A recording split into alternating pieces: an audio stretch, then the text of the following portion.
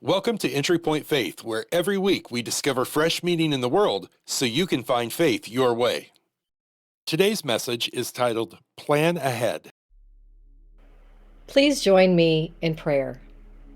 God of all gifts, giver of grace, higher power of the universe, thank you for giving us peace of mind, being present in our lives as we plan ahead. It is not always easy to do. Things change and take new direction. We feel stress. Over the past couple of years, we have learned to pivot and adjust, doing things completely different. We are resilient. The recovery community finds comfort in living one day at a time, which may seem impossible. How do you set goals and plan for the future? It takes practice. We accept the things we cannot change, find courage to change the things we can, and wisdom to know the difference. In fact, it is a relief to let go of control, knowing we have your support in making decisions, even when our plans change. Our choices are many. Peace comes to us when we go with the flow, align with love, and trust your plan, God. It is always for good. Amen. One night, 4 college students were playing cards late into the evening, and they didn't study for the test that was going to happen the next day. In the morning, they thought of a plan. They made themselves look as dirty as possible with some grease and some dirt. And then they went up to the dean and they said that they had gone to a wedding the night before. And on their way back to campus, they had a flat tire and they had to push their car all the way back home. And they were in no condition to take the test. So the dean said they could take the retest in 3 days. They thanked him. And they said that they would be ready by then. On the 3rd day, they appeared before the dean. The dean told them that since this was a retest taken under special conditions, all 4 of them would need to sit separately in 4 different classrooms. They all agreed. They thanked him. They felt confident since they had spent the last 3 days getting ready for the test. The test consisted of 2 questions with a total of 100 points. The first question, worth 2 points, was, what is the make of the car? The second question, worth 98 points, was, which tire was flat? Was it the front left, the front right, the back left, or the back right? I think it is safe to say that those 4 students did not make a great plan. We have all heard the words of Benjamin Franklin. If you fail to plan, you plan to fail. You may remember the story of the ant and the grasshopper. The ant spent all summer preparing for the winter by storing up food. The grasshopper, however, used the summertime to play his fiddle and dance the days away. The grasshopper came to an unhappy end in the winter, while the ant enjoyed the winter, happy and warm, because the ant planned ahead. Planning ahead is an integral part of the job for several professions. Educators, performing artists, and medical personnel all live and die by a calendar. And there is conventional wisdom that we all know that supports that we should plan ahead for weddings and having children and how to spend our retirement days. We all understand the need to plan many things, yet we often struggle to do it. Daniel Gilbert, Harvard professor of psychology, explains that planning requires that we peer into our futures, and anxiety is one of the reactions that we may have when we do, because it's impossible to imagine every aspect of the future.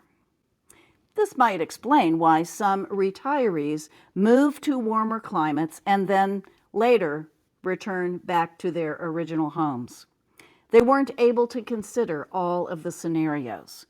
They may or may not have factored in the higher cost of living in their new location, or the longing that they might begin to feel for their longtime friends and families, or they begin to have changes in their health or their financial situations. Much of the time, younger adults and people in their middle stages of life can't even think about future planning because they are invested heavily in the current complicated lives, trying to balance work and family demands. Those activities take all of their time and energy. So there's not any time left over or energy left over at the end of the day to plan ahead for the future. Counseling professor Nancy Schlossberg has studied life transitions of all kinds.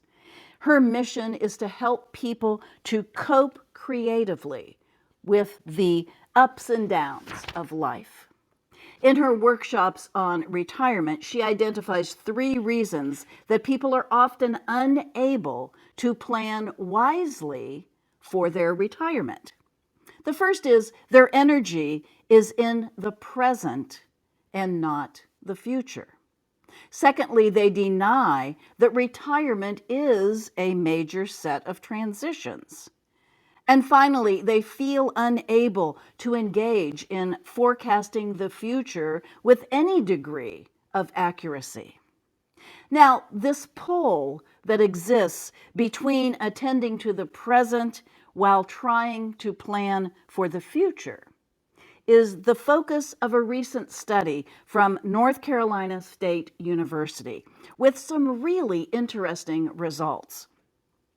The study determined that people who manage to balance living in the moment with planning for the future are best able to weather daily stress without succumbing to negative moods. Researchers looked at 2 factors that are thought to influence how we handle stress on a daily basis: mindfulness and proactive coping. Mindfulness is when people are centered and living in the moment rather than dwelling in the past or worrying about the future. Proactive coping is when people engage in planning to reduce the likelihood of future stress. The North Carolina research reveals that a combination of proactive coping and high mindfulness resulted in study participants of all ages being more resilient against daily stressors. Another powerful strategy for planning is offered by business analyst Jeffrey Ramos. He suggests that you begin writing your life's book with the end in mind and let the story write itself as you work your way up to the end you have envisioned.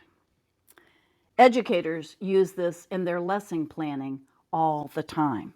We are trained to begin with the end in mind. What is the end result of the lesson? In other words, what do we want the students to know by the end of the lesson? Beth Freed and I do this when we plan services for Entry Point. We always ask each other, what's the takeaway? What should those in attendance feel and think at the end of the service? Working toward a goal with the end in mind is not a new concept. It's not a get-rich-quick scheme. It's often used when people plan to start a business or attempt to win a war. Planning ahead creates confidence, direction, and a sense of certainty. It gives us a concrete goal to work toward. Planning for the end eliminates and trashes all of the vagueness and the uncertainty that an unprepared approach is stunted by. It goes from far-fetched desire to attainable goal. Once the end is clear, the path opens right up in front of us. New ideas and perspectives will flow into our thought process that will make the end more attainable. As humans, we are made up of our thoughts. What we think we can do or can't do becomes real because we believe it to be real. So, if we have a negative attitude and thoughts, our abilities will be limited. If we have a positive attitude and it's paired with positive thought process, we are very likely to actually fulfill our goal. You know that saying, you are what you eat? Well, in this case, you are what you think you are. Planning to the end allows us to be present. Ironically, once we have the end goal in sight, we can relax a little bit and we can go back to focusing on the present experience of life. Here's why. Having a definite plan in place equally eliminates the uncertainty of the big picture and allows us to step back and look at the small picture. When Beth and I are beginning to plan the service with a large number of ideas and video clips and songs swirling around in our heads that we might use, we are pretty unfocused and we're overwhelmed. Until we are able to pick the end goal of the service and figure out where we're really going, we can't focus on anything else. That's the stage that we often call wrestling the alligator. But once we know where we're headed with the end result in mind, we can far more easily go back to paying attention to regular life. We can enjoy our family members and be present again. And finally, if COVID has taught us nothing else, there is the need, always in our planning, to be flexible. This is where having a plan is better than not having a plan. There's a big difference between a slight alteration and a big modification of a plan. Every one of us has had to modify schedules, vacation plans, and hotel stays. Some of us have even had greater modifications needed. When the travel plans are canceled, when the best laid plans are derailed, we go back to the drawing board. We change course, keeping the end goal in sight. Now, any of these suggestions that I've discussed today are worth consideration if you're struggling with how to make a plan or how to begin planning for an end result. The main point I wish to leave you with is that we have an absolute need to plan ahead in as many areas of our life as we possibly can. The Bible also encourages us to plan ahead with this passage found in Proverbs. Desire without knowledge is not good. How much more will hasty feet miss the way? In other words, if we leap into something without doing our research and then without making a plan, we may act too quickly and make a mistake. May we all choose to live in the present and plan for the future. Amen. Thanks for joining us for Entry Point Faith's online virtual service. If you'd like to join us in person, we meet every other week at Conner Prairie in Fishers, Indiana. For more information, please visit entrypointchurch.org. Join us next week when the title of our message will be No Shortcuts, presented live at Connor Prairie in Fishers, Indiana.